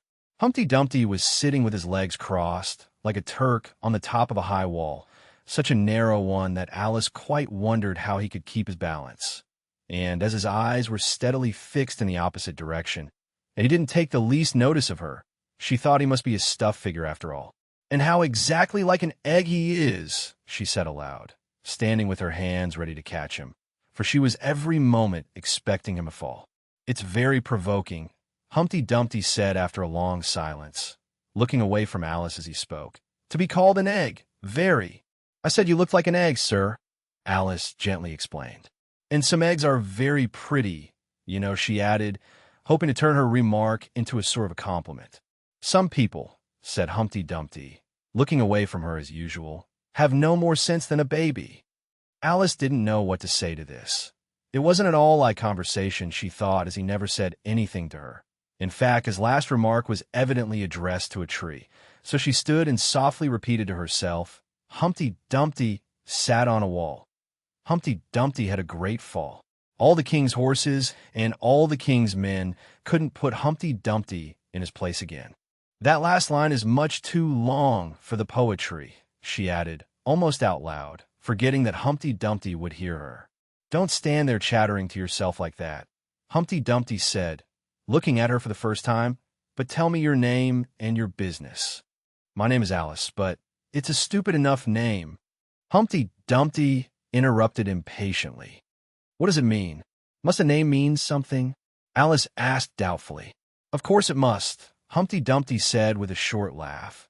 My name means the shape I am, and a good handsome shape it is, too. With a name like yours, you might be any shape, almost. Why do you sit out here all alone? Said Alice, not wishing to begin an argument. Why, because there's nobody with me, cried Humpty Dumpty. Did you think I didn't know the answer to that? Ask another. Don't you think you'd be safer down on the ground? Alice went on, not with any idea of making another riddle, but simply in her good-natured anxiety for the queer creature. That wall is so very narrow. What tremendously easy riddles you ask, Humpty Dumpty growled out. Of course I don't think so. Why, if ever I did fall off, which there's no chance of, but if I did, here he pursed his lips and looked so solemn and grand that Alice could hardly help laughing. If I did fall, he went on, the king has promised me, with his very own mouth, to send all his horses and all his men. Alice interrupted, rather unwisely. Now I declare that's too bad. Humpty Dumpty cried, breaking into a sudden passion. You've been listening at doors, and behind trees, and down chimneys, where you couldn't have known it. I haven't, indeed, Alice said very gently. It's in a book. Oh, well, they may write such things in a book, Humpty Dumpty said in a calmer tone. That's what you call a history of England. That is, now take a good look at me. I'm one that has spoken to a king. I am. Mayhap you'll never see such another. And to show you I'm not proud, you may shake hands with me. And he grinned almost from ear to ear as he leant forwards and as nearly as possible fell off the wall in doing so, and offered Alice his hand. She watched him a little anxiously as she took it. If he smiled much more, the ends of his mouth might meet behind, she thought. And then I don't know what would happen to his head. I'm afraid it would come off. Yes, all his horses and all his men, Humpty Dumpty went on. They'd pick me up again in a minute, they would. However, this conversation is going on a little too fast. Let's go back to the last remark, but one. I'm afraid I can't quite remember it, Alice said very politely. In that case, we start fresh, said Humpty Dumpty. And it's my turn to choose a subject. He talks about it just as if it was a game, thought Alice. So here's a question for you. How old did you say you were? Alice made a short calculation and said 7 years and 6 months. Wrong, Humpty Dumpty exclaimed triumphantly. You never said a word like it. I thought you meant how old are you? Alice explained. If I'd meant that, I'd have said it, said Humpty Dumpty. Alice didn't want to begin another argument, so she said nothing. 7 years and 6 months. Humpty Dumpty repeated thoughtfully. An uncomfortable sort of age. Now if you'd asked my advice, I'd have said leave off at 7, but it's too late now. I never ask advice about growing, Alice said indignantly. Too proud? The other inquired. Alice felt even more indignant at this suggestion. I mean, she said, that one can't help growing older. One can, perhaps, said Humpty Dumpty, but two can. With proper assistance, you might have left off at 7. What a beautiful belt you've got on, Alice suddenly remarked. They had had quite enough of the subject of age, she thought, and if they really were to take turns in choosing subjects, it was her turn now. At least, she corrected herself on second thoughts. A beautiful cravat. I should have said, no, a belt, I beg your pardon, she added in dismay, for Humpty Dumpty looked thoroughly offended, and she began to wish she hadn't chosen that subject. If I only knew, she thought to herself, which was neck and which was waist. Evidently Humpty Dumpty was very angry, though he said nothing for a minute or two. When he did speak again, it was in a deep growl. It is a most provoking thing, he said at last, when a person doesn't know a cravat from a belt. I know it's very ignorant of me, Alice said, in so humble a tone that Humpty Dumpty relented. It's a cravat, child, and a beautiful one, as you say.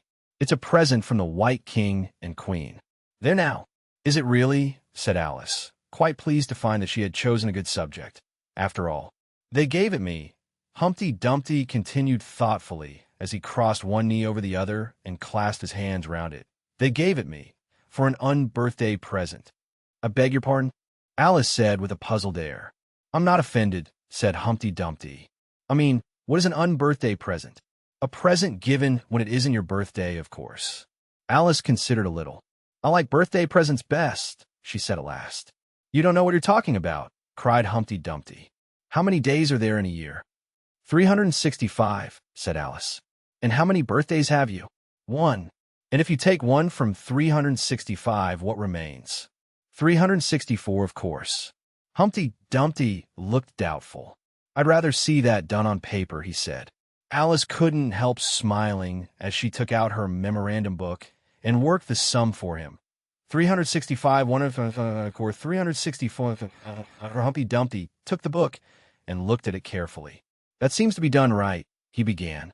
You're holding it upside down. Alice interrupted. To be sure I was. Humpty Dumpty said gaily as she turned it round for him. I thought it looked a little queer. As I was saying, that seems to be done right, though I haven't time to look it over thoroughly just now. And that shows that there are 364 days when you might get unbirthday presents. Certainly, said Alice. And only 1 for birthday presents, you know. There's glory for you. I don't know what you mean. By glory, Alice said. Humpty Dumpty smiled contemptuously. Of course you don't, till I tell you. I meant there's a nice knockdown argument for you. But glory doesn't mean a nice knockdown argument, Alice objected. When I use a word, Humpty Dumpty said in rather a scornful tone, it means just what I choose it to mean, neither more nor less. The question is, said Alice, whether you can make words mean so many different things. The question is, said Humpty Dumpty, which is to be master. That's all. Alice was too much puzzled to say anything, so after a minute Humpty Dumpty began again. They've a temper, some of them, particularly verbs, they're the proudest. Adjectives you could do anything with, but not verbs. However, I can manage the whole lot of them. Impenetrability. That's what I say. Would you tell me, please, said Alice, what that means? Now you talk like a reasonable child, said Humpty Dumpty, looking very much pleased. I meant by impenetrability that we've had enough of that subject, and it would be just as well if you'd mention what you mean to do next, as I suppose you don't mean to stop here all the rest of your life. That's a great deal to make one word mean, Alice said in a thoughtful tone. When I make a word do a lot of work like that, said Humpty Dumpty, I always pay it extra. Oh, said Alice. She was too much puzzled to make any other remark. Ah, you should see him come round me of Saturday night, Humpty Dumpty went on, wagging his head gravely from side to side. For to get their wages, you know. Alice didn't venture to ask what he paid them with. And so you see, I can't tell you. You seem very clever at explaining words, sir, said Alice. Would you kindly tell me the meaning of the poem called Jabberwocky? Let's hear it, said Humpty Dumpty. I can explain all the poems that were ever invented, and a good many that haven't been invented just yet. This sounded very hopeful, so Alice repeated the first verse. 'Twas brillig, and the slithy toves did gyre and gimble in the wabe. All mimsy were the borogoves, and the mome wraths outgrabe. That's enough to begin with, Humpty Dumpty interrupted. There are plenty of hard words there. Brillig means 4 o'clock in the afternoon, the time when you begin broiling things for dinner. That'll do very well, said Alice. And slithy? Well, slithy means lithe and slimy. Lithe is the same as active. You see, it's like a portmanteau. There are 2 meanings packed up into one word. I see it now, Alice remarked thoughtfully. And what are toves? Well, toves are something like badgers, there's something like lizards, and there's something like corkscrews. They must be very curious-looking creatures. They are that, said Humpty Dumpty. Also they make their nests under sundials. Also they live on cheese. And what's the gyre and to gimble? To gyre is to go round and round like a gyroscope. To gimble is to make holes like a gimlet. And the wabe is the grass plot round a sundial, I suppose, said Alice, surprised at her own ingenuity. Of course it is. It's called wabe, you know, because it goes a long way before it and a long way behind it, and a long way beyond it on each side, Alice added. Exactly so. Well then, mimsy is flimsy and miserable. There's another portmanteau for you. And a borogove is a thin, shabby-looking bird with its feathers sticking out all round, something like a live mop. And them omraths, said Alice. I'm afraid I'm giving you a great deal of trouble. Well, a rath is a sort of green pig, but mome I'm not certain about. I think it's short for from home, meaning that they'd lost their way, you know. And what does outgrabe mean? Well, outgrabing is something between bellowing and whistling with a kind of sneeze in the middle. However, you'll hear it done, maybe down in the wood yonder, and when you've once heard it you'll be quite content. Who's been repeating all that hard stuff to you? I read it in a book, said Alice, but I had some poetry repeated to me, much easier than that, by Tweedledee, I think it was. As to poetry, you know, said Humpty Dumpty, stretching out one of his great hands, I can repeat poetry as well as other folk, if it comes to that. Oh, it needn't come to that, Alice hastily said, hoping to keep him from beginning. The piece I'm going to repeat, he went on without noticing her remark, was written entirely for your amusement. Alice felt that in that case, she really ought to listen to it. So she sat down and said, "Thank you," rather sadly. "In winter, when the fields are white, I sing this song for your delight. Only I don't sing it," he added, as an explanation. "I see you don't," said Alice. "If you can see whether I'm singing or not, you've sharper eyes than most." Humpty Dumpty remarked severely. Alice was silent. "In spring, when woods are getting green, I'll try and tell you what I mean." "Thank you very much," said Alice. "In summer, when the days are long, perhaps you'll understand the song. In autumn, when the leaves are brown, take pen and ink and write it down." "I will, if I can remember it so long," said Alice. "You needn't go on making remarks like that," Humpty Dumpty said. "They're not sensible, and they put me out. I sent a message to the fish. I told them this is what I wish. The little fishes of the sea, they sent an answer back to me. The little fish's answer was, 'We cannot do it, sir, because I'm afraid I don't quite understand,'" said Alice. "It gets easier further on," Humpty Dumpty replied. "I sent to them again to say it will be better to obey. The fishes answered with a grin, "Why, what a temper you are in! I told them once, I told them twice, they would not listen to advice. I took a kettle large and new, fit for the deed I had to do. My heart went hop, my heart went thump, I filled the kettle at the pump. Then someone came to me and said, 'The little fishes are in bed.' I said to him, I said it plain, 'Then you must wake them up again.' I said it very loud and clear. I went and shouted in his ear." Humpty Dumpty raised his voice almost to a scream as he repeated this verse, and Alice thought with a shudder, "I wouldn't have been the messenger for anything." But he was very stiff and proud. He said, "You needn't shout so loud."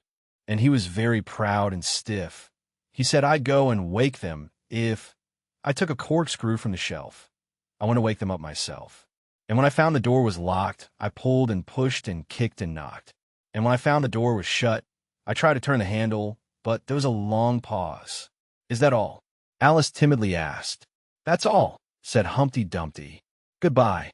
This was rather sudden, Alice thought, but after such a very strong hint that she ought to be going, she felt that it would hardly be civil to stay. So she got up and held out her hand. "Goodbye, till we meet again," she said as cheerfully as she could. "I shouldn't know you again if we did meet," Humpty Dumpty replied in a discontented tone, giving her one of his fingers to shake. "You're so exactly like other people. The face is what one goes by, generally," Alice remarked in a thoughtful tone. "That's just what I complain of," said Humpty Dumpty. "Your face is the same as everybody has, the two eyes, so marking their places in the air with this thumb, nose in the middle, mouth under. It's always the same. Now, if you had the two eyes on the same side of the nose, for instance, or the mouth at the top, that would be some help." "It wouldn't look nice," Alice objected. But Humpty Dumpty only shut his eyes and said, "Wait till you've tried." Alice waited a minute to see if he would speak again, but as he never opened his eyes or took any further notice of her, she said goodbye once more, and, getting no answer to this, she quietly walked away. But she couldn't help saying to herself as she went, "Of all the unsatisfactory," she repeated this aloud, as it was a great comfort to have such a long word to say, "of all the unsatisfactory people I ever met." She never finished the sentence, for at this moment a heavy crash shook the forest from end to end. Chapter 9. Chapter Viii. The Lion and the Unicorn. The next moment soldiers came running through the wood, at first in twos and threes, then 10 or 20 together, and at last in such crowds that they seemed to fill the whole forest. Alice got behind a tree, for fear of being run over, and watched them go by. She thought that in all her life she had never seen soldiers so uncertain on their feet. They were always tripping over something or other, and whenever one went down, several more always fell over him, so that the ground was soon covered with little heaps of men. Then came the horses. Having 4 feet, these managed rather better than the foot soldiers, but even they stumbled now and then, and it seemed to be a regular rule that whenever a horse stumbled the rider fell off instantly. The confusion got worse every moment, and Alice was very glad to get out of the wood into an open place, where she found the white king seated on the ground, busily writing in his memorandum book. "I've sent them all," the king cried in a tone of delight on seeing Alice. "Did you happen to meet any soldiers, my dear, as you came through the wood?" "Yes, I did," said Alice. "Several thousand, I should think. 4,207. That's the exact number," the king said, referring to his book. "I couldn't send all the horses, because 2 of them are wanted in the game. And I haven't sent the 2 messengers, either. They're both gone to the town. Just look along the road, and tell me if you can see either of them." "I see nobody on the road," said Alice. "I only wish I had such eyes," the king remarked in a fretful tone, "to be able to see nobody, and at that distance, too. Why, it's as much as I could do to see real people by this light." All this was lost on Alice, who was still looking intently along the road, shading her eyes with one hand. "I see somebody now," she exclaimed at last. "But he's coming very slowly, and what curious attitudes he goes into." For the messenger kept skipping up and down and wriggling like an eel as he came along, with his great hands spread out like fans on each side. "Not at all," said the king. "He's an Anglo-Saxon messenger, and those are Anglo-Saxon attitudes. He only does them when he's happy. His name is Hiya. He pronounced it so as to rhyme with mayor. I love my love with an H. Alice couldn't help beginning, because he is happy. I hate him with an H, because he is hideous. I fed him with ham sandwiches and hay. His name is Hiya, and he lives on the hill. The king remarked simply, without the least idea that he was joining in the game, while Alice was still hesitating for the name of a town beginning with H. The other messengers called Hada. I must have two, to come and go. One to come and one to go. I beg your pardon, said Alice.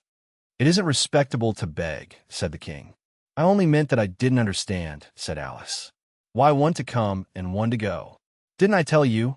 The king repeated impatiently. I must have two, to fetch and carry.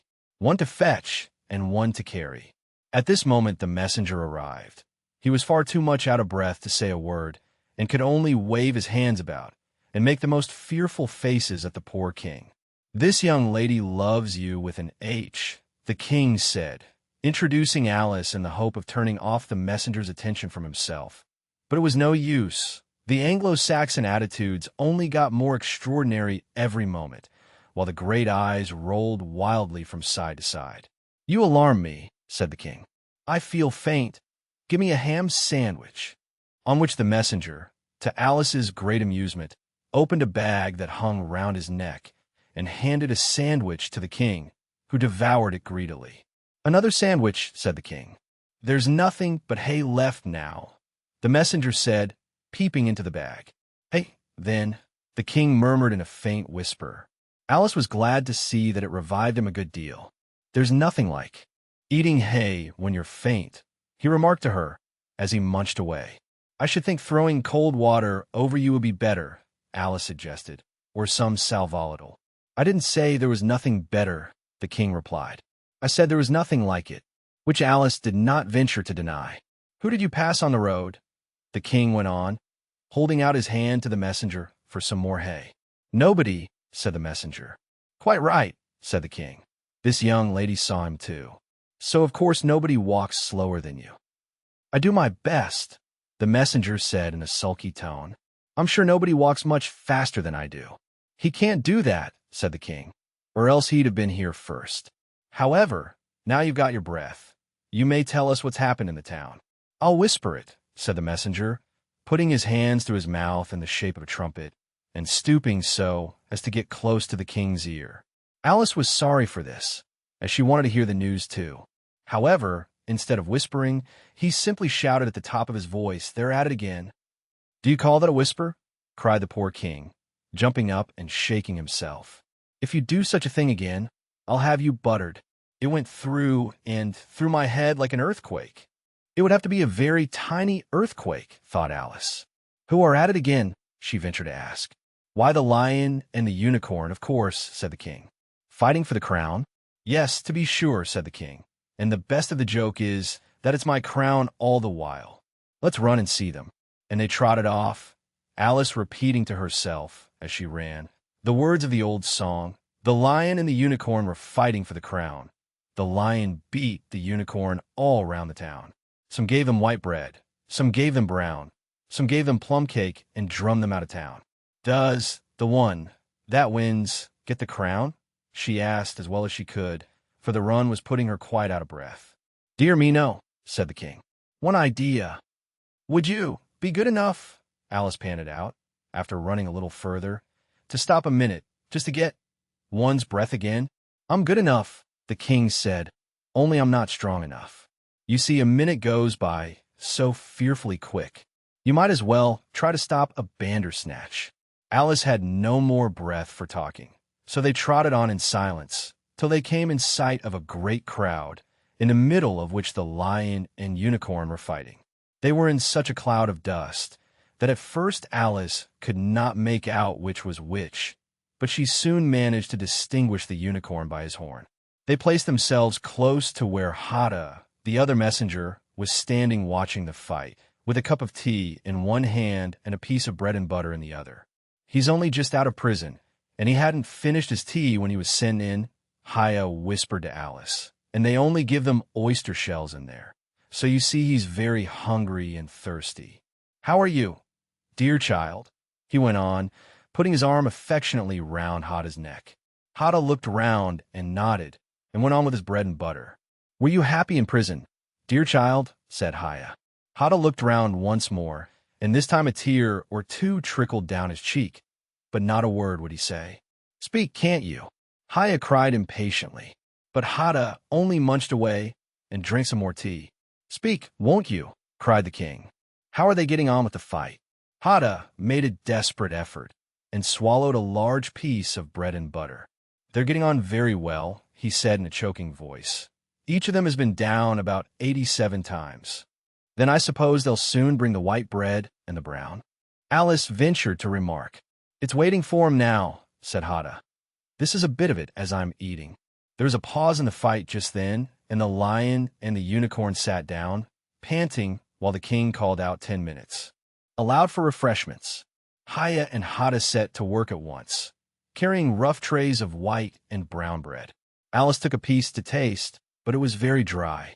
I don't think they'll fight any more today, the king said to Hada. Go and order the drums to begin. And Hada went bounding away like a grasshopper. For a minute or two Alice stood silent, watching him. Suddenly she brightened up. Look, look, she cried, pointing eagerly. There's the White Queen running across the country. She came flying out of the wood over yonder. How fast those queens can run.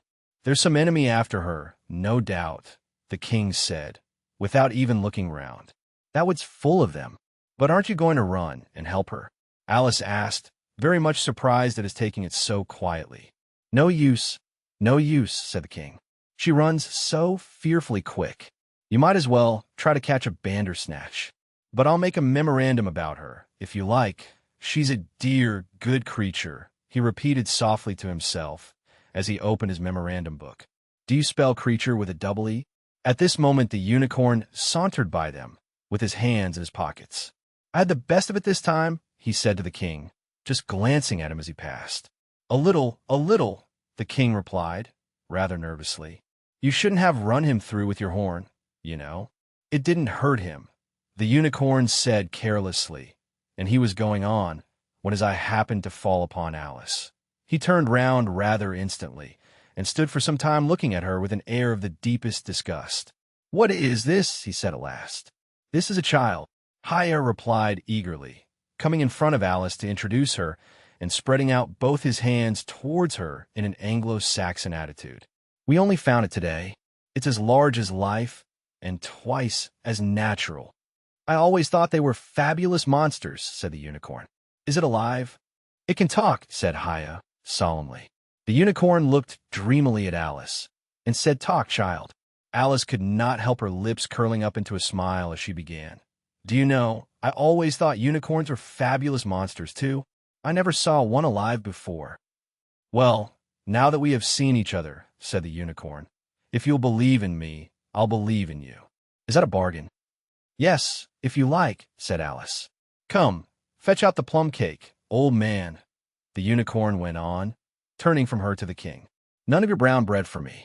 Certainly, the king muttered and beckoned to Haya. Open the bag, he whispered. Quick, not that one. That's full of hay. Haya took a large cake out of the bag and gave it to Alice to hold, while he got out a dish and carving knife. How they all came out of it Alice couldn't guess. It was just like a conjuring trick, she thought. The lion had joined them while this was going on. He looked very tired and sleepy, and his eyes were half shut. What's this? He said, blinking lazily at Alice, and speaking in a deep, hollow tone that sounded like the tolling of a great bell. Ah, what is it now?